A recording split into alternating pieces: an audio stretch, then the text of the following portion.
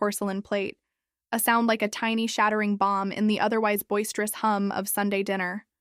My gaze flickered to Chloe, seated directly across the table, her perfectly manicured hand still hovering over her half-eaten pasta. She'd just delivered the line, a casual toss of words, really, yet it landed like a brick right in my chest. Honestly, Ella, you're just so boring.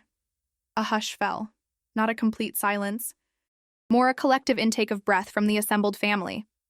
Aunt Natalie, usually the queen of deflection, froze mid-chew. Uncle Michael, perpetually engrossed in his phone, actually glanced up. Everyone else seemed to hold their breath, eyes darting between Chloe's nonchalant smirk and my suddenly very hot face. My cheeks, I knew, were probably burning red, betraying the hurricane churning inside. It wasn't just the word itself, or even that it came from Chloe, who'd always possessed a knack for cutting remarks wrapped in a sweet smile. It was the way she'd said it, so dismissively, like I was a particularly uninteresting pebble on the beach. A wave of humiliation washed over me, a familiar, unwelcome tide. This wasn't new territory. For years, I'd been the quiet one, the bookworm, the one who preferred sketching in a notebook to endless rounds of charades. Growing up in Fresno, California, where Friday nights often meant packed football games or sprawling backyard barbecues, my introverted leanings sometimes felt like a foreign language. People just didn't get it. Chloe, with her flashy Instagram life and a new story about some wild party every weekend, represented everything I wasn't, everything I supposedly should be. A profound weariness settled deep in my bones. It was exhausting, this constant performance of trying to fit into a mold that simply wasn't mine. I'd just wrapped up my junior year at Fresno State, buried in textbooks and coding assignments, dreaming of a future where my brain, not my social calendar, defined me. My days consisted of juggling classes, a part-time gig at the campus library, and late-night study sessions fueled by cheap coffee. Boring felt less like an insult and more like a label they'd all agreed upon, a convenient box to tuck me into. What stung most acutely was the lack of defense, the immediate void of anyone stepping in. My own parents, usually my staunchest advocates, simply looked down at their plates. A quiet sigh escaped me, almost imperceptible. This wasn't just about Chloe's Barb. It was about my perceived place within this entire family structure. I was the quiet one, the responsible one, the one who wouldn't cause trouble, and therefore, the one who could be easily dismissed. A knot tightened in my stomach. The evening was far from over, and I could already feel the familiar ache of wanting to disappear, to simply evaporate from the room under the weight of their collective judgment. It was a familiar burden, yet this time, something felt different. A quiet resolve began to harden beneath the sting of shame. This absolute dismissal wouldn't define me. Not anymore. My parents' silence spoke volumes, a familiar script playing out. It felt like a rerun of every family gathering where I became the background noise, the one who didn't rock the boat. They probably thought they were protecting me, keeping the peace, but their inaction felt more like an endorsement. My cousin, the one who had just lobbed that boring grenade, simply smirked, a triumphant glint in her eyes. This wasn't a new dynamic. Looking back, I can trace the patterns, the subtle shifts that cemented my role in our family. My early childhood in Fresno, California, held such warmth, a sense of belonging. Our home, a stucco ranch with a big backyard, was a hub for cousins and aunts and uncles. Sundays were always about sprawling dinners, laughter echoing through the house. Then, things changed. I couldn't pinpoint an exact date, but the atmosphere began to shift. My parents started working longer hours, chasing opportunities that never quite seemed to pan out the way they hoped. Their focus narrowed, centering on financial stability, on simply keeping us afloat. Consequently, my younger self learned quickly to be self-sufficient. I prepared my own snacks after school, finished homework without prompting, and generally kept to myself. My younger sister Olivia was different. She had a sparkle, a natural outgoingness that drew people in. Everyone adored her, and I understood why. She was sunshine. I, on the other hand, gravitated towards books, towards the calm solitude of my room. My parents, perhaps exhausted, seemed to appreciate my undemanding nature. "Ella's so good," I'd overhear them tell relatives. "She's no trouble at all." It became my identity, The good one, the easy one. A reputation like that is hard to shake, even when you start craving something more. Chloe, always a bit older and bolder, seemed to thrive on the attention I implicitly ceded. She'd orchestrate games during family holidays, always the leader, the loudest voice. My voice, even then, often got lost in the shuffle. I remember one summer afternoon, the sun beating down on our concrete patio, a collection of us sprawled out playing some board game. My cousin had just won, again, and was basking in the usual praise. I, having meticulously planned my moves, had come in a close second. I tried to explain my strategy, how I'd almost pulled off an upset. My aunt, Chloe's mom, just patted my arm, her smile kind but dismissive. "That's nice, honey," she'd said. "But Chloe's the real star, isn't she?" Her words, delivered with a casual air, clipped my budding enthusiasm right then and there. It wasn't malicious, I suppose, but it was a clear signal. Be supportive, not competitive. Be still, not celebrated. That little moment, that dismissive pat and casual comment, reverberates even now. It wasn't just my aunt. It was the unspoken expectation from everyone. My value was not in my achievements or my cleverness, but in my ability to be unobtrusive. I was the responsible one, the one who would not cause a fuss. It became a self-fulfilling prophecy, making me shrink further into myself, accepting the label of boring before anyone even had to say it out loud. The truth is, I'd been hearing it in their silences, in their gentle redirects for years. The metallic tang of the leftover pot roast still seemed to cling to the air days after the dinner. It wasn't just the scent, though. It was the residue of that conversation, that casual dismissal. I'd walked away from the table feeling like a particularly uninteresting pebble on the beach, exactly as I had so often before. Being the quiet one, the responsible one, the one who would not cause a fuss, had its perks, I suppose, but lately the cost appeared too steep. A distinct shift began to settle over my small apartment in Fresno, California, an almost imperceptible alteration in the atmosphere. Usually, this space offered a refuge, a place where the world outside faded into background noise. Lately, though, it hummed with a peculiar disquiet. My younger sister, Olivia, had been crashing on my couch for a few weeks, waiting for her new lease to start, and her presence, initially a welcome distraction, gradually became something else entirely. One morning, while preparing for my online sociology class, I noticed my favorite worn-out hoodie, the one with the faded university logo, draped over the back of Olivia's chair. It wasn't a huge deal, not really. We shared clothes sometimes, but this specific hoodie was mine, a comfort item, a second skin. It possessed a certain smell, uniquely my own, a mix of laundry detergent and whatever cheap perfume I happened to be wearing that week. Retrieving it, I discovered a small sticky stain near the cuff, something sweet, like spilled soda. A tiny, insignificant mark, yet it caused a peculiar tightening in my chest. It was a tangible sign of something being used. Altered, without my input, a small invasion of my personal, guarded bubble.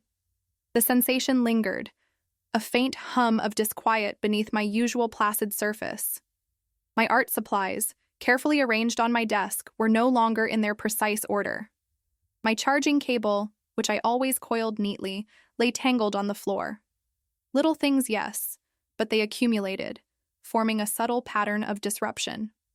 My mind wandered back to that family dinner, to how easily I had been categorized, so readily dismissed. Olivia, in her vivacious, uninhibited way, effortlessly commanded attention. She was the bright, spontaneous spark, the one everyone gravitated towards. I, on the other hand, was the steady glow in the corner, dependable but hardly dazzling. This feeling of being an afterthought, a piece of the furniture, started to extend beyond my immediate kin, beyond the walls of my home. It seeped into my interactions with acquaintances, into my part-time job at the campus bookstore. I found myself observing conversations from a slight remove, as if watching a play unfold where I was an uncredited extra. The world outside my head whirred with activity, with plans and laughter and shared inside jokes, and I felt like a ghost, present but unseen. It was a strange, unsettling sensation, like being slowly erased, piece by piece. A profound understanding began to dawn on me, one I hadn't allowed myself to fully articulate before. The responsible one, the no-fuss girl, was just the one who accepted whatever scraps of attention were thrown her way. This quiet acceptance had shaped my existence, making me almost invisible. And what truly gnawed at me, a cold ember in my gut, was the terrifying possibility that perhaps, in the grand scheme of things, I was just that. This creeping sense of displacement, of being a minor character in my own life, was becoming unbearable. A profound yearning for something different, something more than quiet resignation, began to stir. I couldn't shake the unsettling thought. What if I had been settling for crumbs my entire life? And what if the universe was about to show me just how much I had truly been worth all along? That metallic tang of leftover pot roast had finally dissipated, yet its invisible echo lingered. Every morning now, the ritual of brewing coffee in the kitchen felt coated in a strange, thick residue.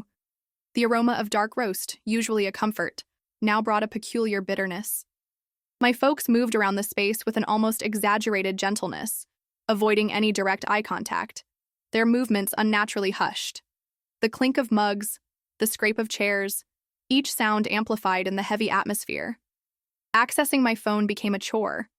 Scrolling through feeds, I'd observe the vibrant snapshots of other people's lives, their jubilant outings, their seemingly effortless connections.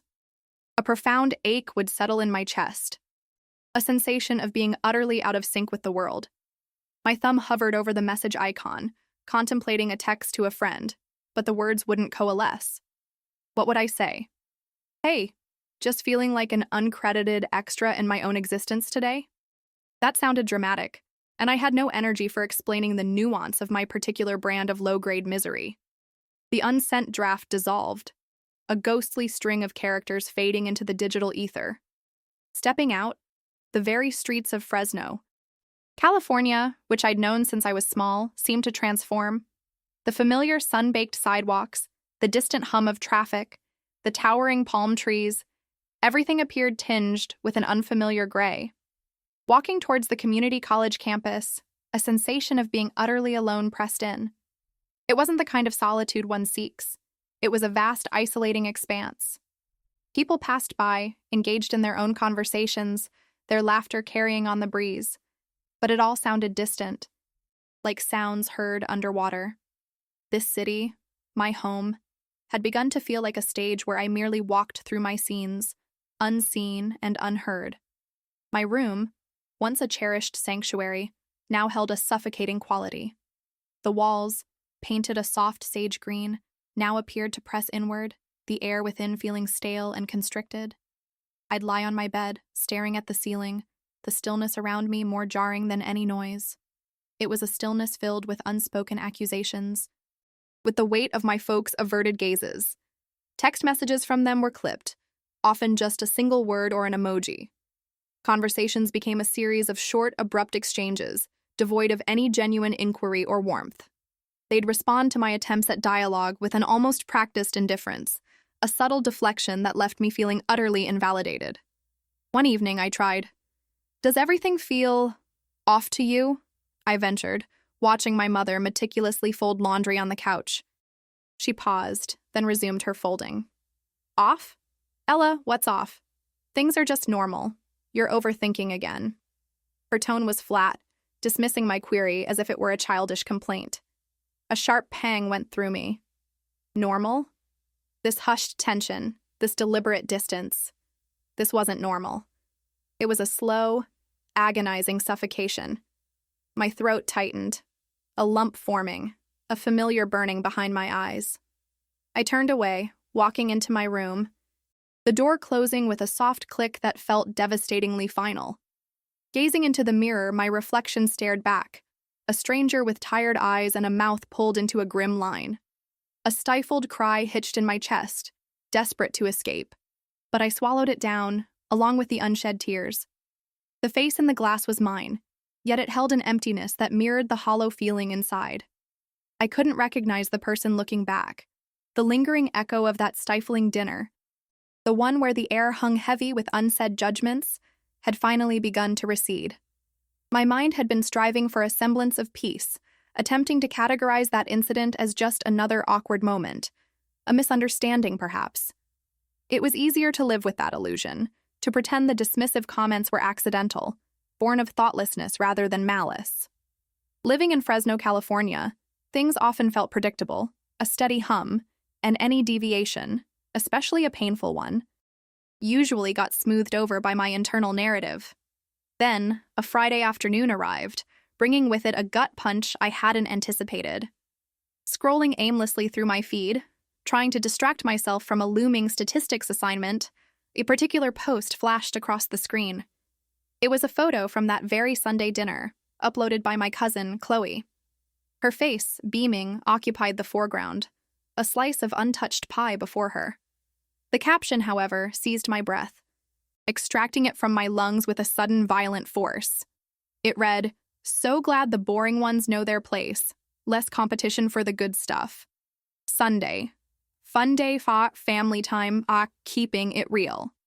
A jolt of pure, unadulterated shock coursed through my veins. The emoji, that winking face, mocked me from the screen. This wasn't a slip of the tongue. This wasn't an offhand remark. This was a public declaration, a triumphant taunt designed to sting. The casual cruelty of it, delivered with such open glee, twisted something deep inside me. My fingers, numb, scrolled back up, reading the words again, searching for an alternative interpretation, a way to make it less personal. There wasn't one. The hashtags, the tone, the photo itself, it all pointed to a deliberate, calculated strike. My entire perception of that evening, and frankly, of my place within the family unit, shattered into 1,000 jagged pieces. The silence from my mother and father, their averted gazes, suddenly made horrifying sense. They hadn't just been awkward, they were complicit, or at least passively accepting this narrative. An incandescent fury ignited within me, a blistering heat that spread through my chest and up my throat. This wasn't about being an uninteresting pebble on the beach, or being the quiet one, the responsible one. This was about being openly, shamelessly targeted. A profound sense of humiliation washed over me, a hot, searing wave that left me feeling exposed and foolish. I had spent so much energy justifying their actions, rationalizing their neglect, excusing their dismissiveness. I had convinced myself I was settling for crumbs my entire life because that's all there was, because the universe offered nothing more. This post proved otherwise. It proved that the crumbs were actively being withheld, even celebrated in their absence. My identity, so carefully constructed around being agreeable, around not causing a fuss, around being an uncredited extra, dissolved in that moment. What an incredible fool I had been. The truth, stark and undeniable, laid itself bare. I had been underestimated, dismissed, and actively undermined by people who were supposed to cherish me. That belief, that deep-seated conviction that I was loved, if perhaps a little overlooked, evaporated instantly. My chest tightened, a desperate ache spreading through my ribs, disbelief warred with a crushing certainty. The very foundation of my trust, the bedrock of my belonging, crumbled. An internal rupture began, a widening chasm opening up inside me, threatening to swallow everything I thought I knew about myself and my place in the world. The revelation from the other day, the one where I fully grasped how I'd been viewed, settled deep within my bones. It was a cold, hard truth, but surprisingly, it carried an odd kind of liberation. For so long, I had been the one who wouldn't cause a fuss. The easily categorized, readily dismissed background character. That script was tearing itself apart. My first move felt small, almost insignificant, but it held immense weight for me. I opened the Instagram app on my phone. Scrolling through the endless stream of carefully curated lives, I found her profile. Chloe. Her posts were all sunshine and performative perfection, the kind that made my stomach clench. With a decisive tap, I unfollowed. Then, after a moment of consideration, I removed her from my followers list too. No dramatic block, just a quiet, almost imperceptible severing of a digital tie that had always felt like a leash. Next, my phone rang. It was my mother. Usually, I'd answer on the second ring, ready to listen, ready to absorb whatever emotional labor was required. This time, I let it ring. And ring. It went to voicemail. A tiny tremor ran through me, a mix of apprehension and a strange, burgeoning satisfaction. This was new territory for Ella Rogers, the responsible one. Later, a text popped up. "Everything okay? Didn't hear from you." I waited an hour before responding. A concise, "Just busy. All good." No apologies, no detailed explanations. That felt like a massive shift. I guarded my energy fiercely now, no longer willing to dispense it freely where it wouldn't be reciprocated or valued. My daily rhythms began to subtly reconfigure themselves. Instead of automatically heading to the kitchen for breakfast the moment I woke up, knowing my dad would be there, I started making coffee in my room, using my small electric kettle. It was a conscious choice to create distance, a way to shield myself from the casual inquiries, the well-meaning but often intrusive observations that chipped away at my newfound resolve. I found myself choosing solitude more often, opting for walks around the neighborhood with my headphones on, rather than joining family outings that felt like performances. The world outside my immediate orbit appeared sharper, the colors more vibrant, as if my vision had been clouded by something I was finally shedding. A tension started to ripple through the air at home. My Aunt Natalie, Chloe's mother, called my mom, apparently wondering why I hadn't replied to her latest group text about some distant relative's birthday. My mom brought it up casually later.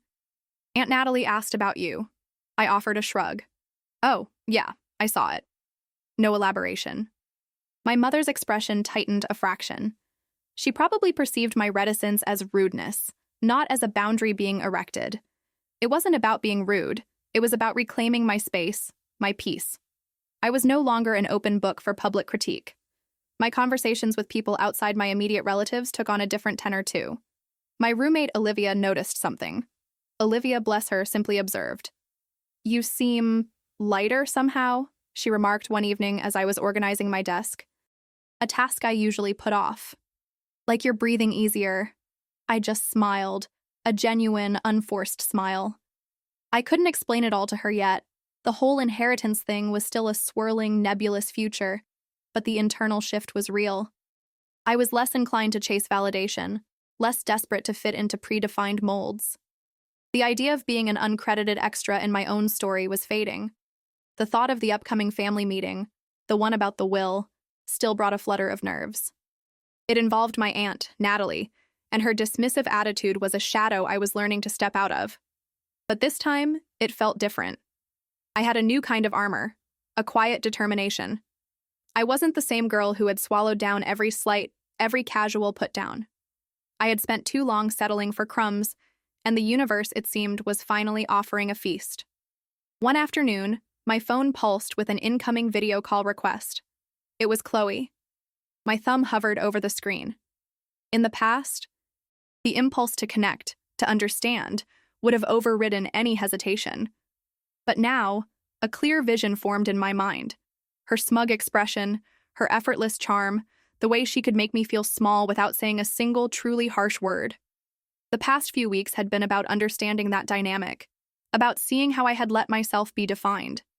There was simply no energy left for dissecting strained connections or interpreting veiled criticisms. My reserves for that kind of emotional labor had run dry. I took a deep breath, and with a steady hand, I tapped the red decline button. Then, without hesitation, I blocked her number. A silent, unshakable no echoed in my head. A few weeks later, a thick envelope arrived, its official seal a stark contrast to the usual junk mail. The contents were a formal summons to a probate court hearing. My great-aunt Eleanor, a distant relative I barely recalled beyond a vague memory of her smelling faintly of lavender and old books, had passed away. The document stated I was named as a beneficiary. My parents received similar notices, though their reactions were a mix of mild curiosity and a touch of annoyance at the inconvenience. To them, Eleanor had been the eccentric, rarely seen relative. My name appearing on the list struck me as particularly odd. I had been little more than a whisper in the backdrop of our lives. The day of the hearing dawned crisp and clear, a bright California morning that felt utterly out of sync with the somber purpose of our gathering. We sat in a small paneled room at the courthouse, a handful of relatives present. My Aunt Natalie, whose casual dismissiveness had always been a quiet constant, sat several rows ahead, her posture stiff. A judge entered, his presence immediately commanding the room. He began to read from a document, his voice steady and formal. He spoke of Eleanor's final wishes, her estate, her assets. Then, my name surfaced. My great-aunt, it turned out, had left me a significant portion of her estate, including her home in Carmel, along with a sizable trust fund. The judge's pronouncement landed with the force of a physical blow, not to me, but to the hushed assembly of my relatives. A collective gasp rippled through the room. My aunt, Natalie, the very person who had dismissed me with such ease, pivoted in her seat, her eyes wide with undisguised astonishment. The expression on her countenance was a curious blend of disbelief and something akin to indignation. It was the absolute antithesis of boredom. An unyielding silence followed, broken only by the rustle of papers. My throat tightened, yet not from sorrow or fear. Instead, a peculiar lightness filled my chest. It was a sensation of profound validation, a stark, irrefutable counterpoint to every instance I had been considered the quiet one, the responsible one, the one who would not cause a fuss, so effortlessly categorized, so readily dismissed. The legacy of Eleanor's choice transcended mere finances. It was a statement, a testament that someone, somewhere, had seen me, truly seen me, beyond the superficial labels. For years, I had perceived myself as an uncredited extra in the unfolding drama of my own existence, consistently settling for crumbs, wondering if the universe might one day offer something more. This unexpected bequest was not just a windfall, it was an affirmation. It fundamentally shifted my perspective on what I was owed, what I deserved. The quiet, reserved individual I had been gradually started to transform. This was not about proving anything to anyone else, not anymore. This was about finally believing in my own intrinsic value. What truly struck me in the days and weeks that followed was not the sudden change in my financial standing, but the shift within my own being. The heavy weight of seeking approval from those who had consistently overlooked me had lifted. A genuine sense of peace settled in, replacing the former yearning for external recognition. The old narratives, the ones where I was small and insignificant, dissolved like mist. I was no longer defined by someone else's narrow perception. I had gained clarity, recognizing that true worth is an internal landscape, not something bestowed by others. My phone chimed then, a notification from a messaging app. It was a group chat, one my Aunt Natalie had just started, titled, Family Estate Matters. A quick glance revealed the first message. Ella, we need to discuss a few things about Eleanor's house. My fingers moved without conscious thought, navigating to the app's settings. A single tap, a definitive action. The conversation, the entire chat vanished from my screen. The digital space emptied, leaving behind only the quiet hum of my own breath.